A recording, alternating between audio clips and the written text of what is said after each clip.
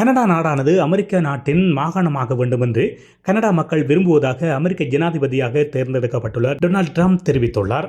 Canada நாடு அமெரிக்காவின் 51வது மாகாணம் என்றும் கனடா பிரதமரான ஜஸ்டின் ட்ரூடோவை ஆளுநர் என்றும் ட்ரம்ப் கேலி செய்ததை குறித்த செய்திகள் வெளியானது நினைவிருக்கலாம்.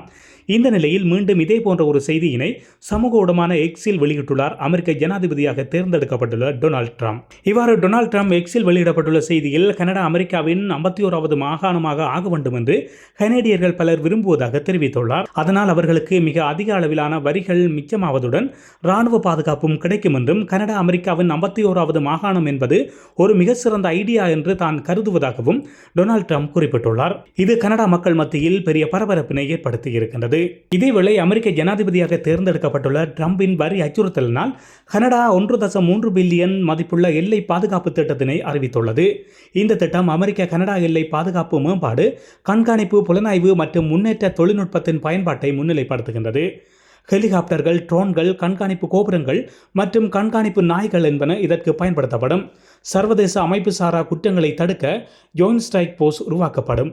நுழைவுச் சட்டங்களில் மாற்றங்கள் கொண்டு தவறான வாக்களிப்பு போன்ற பிரச்சனைகளில் ஆவணங்களை ரத்து செய்ய அல்லது நிறுத்த கனேடிய அதிகாரிகளுக்கு அனுமதி கிடைக்கும்.